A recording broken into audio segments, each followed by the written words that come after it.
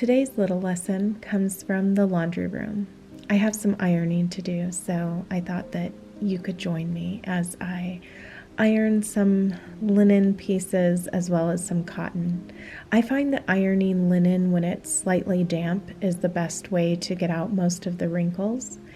Of course, it ends up wrinkling anyway as you wear it, but it's just one of those things that I like to take care of ahead of time.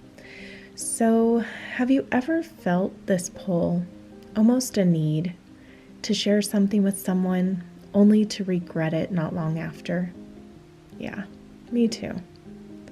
There are times when I've opened up, shared a plan or a success, even just a random thought, and then spent the rest of the day or night wishing I had just kept quiet. I can't count the number of nights I've laid in bed thinking, why did I say that? And I'm still learning. Honestly, I've spent too much of my adult life trying to figure out the difference between what's worth sharing and what's better left unsaid. And I haven't mastered it, not even close. Because the truth is, there are things that should be shared.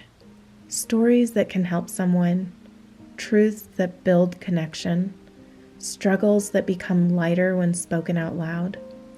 But sometimes, sharing does more harm than good. And what's hardest is that we usually don't know until after we've said it.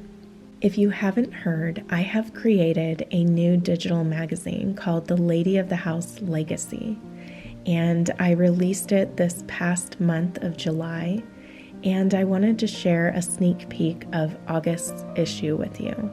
So if you would like to have access to my digital magazines, which I plan to release at the first of each month or within the first week of the month, then please head over to Patreon and subscribe to Become an Heiress, where you will have full access to all of the digital magazines that I release, as well as all the previous videos that I have shared, including any upcoming videos that will be posted as long as you are a patron and an heiress.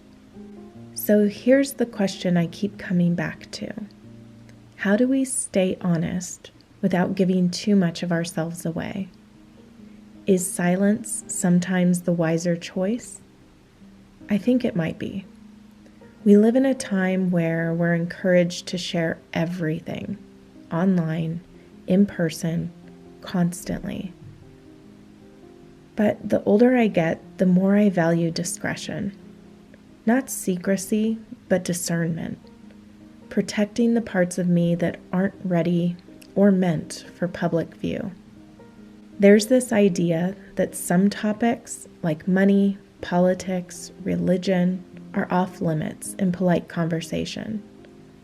But ironically, those are the things that often reveal our deepest values. They connect us more deeply when shared with the right person. But figuring out who that right person is, that takes trial and error. And that's usually where the regret shows up. Because to learn who's safe, we sometimes have to speak to people who aren't. And that stings. It's disappointing, embarrassing even. But here's something I've learned. Regret can be a teacher. It reminds us to pause, to listen to that small voice inside that says, maybe wait, or maybe not this person. So no, I don't think we should stop sharing altogether, but we can share more intentionally. We all have those people in our lives, the ones who truly celebrate with us when things go well, the ones who don't shrink or compete or gossip.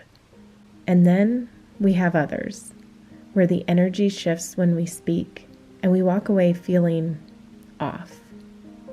That's okay. That's part of learning, part of growing. Not everything needs to be said. Not everyone needs access to the private parts of our lives. Some things are still tender. Some things are still unfolding. Some things are just yours. And that's not hiding. That's wisdom. So if you've ever shared something and regretted it, you're not alone. If you're learning when to speak and when to stay silent, you're in good company. We don't have to get it perfect. We just keep trying to listen, to be wise, to be real, and still protect what's sacred. Thank you for spending a few minutes with me. I'd love to hear your thoughts. Have you ever felt this too? Let's chat in the comments.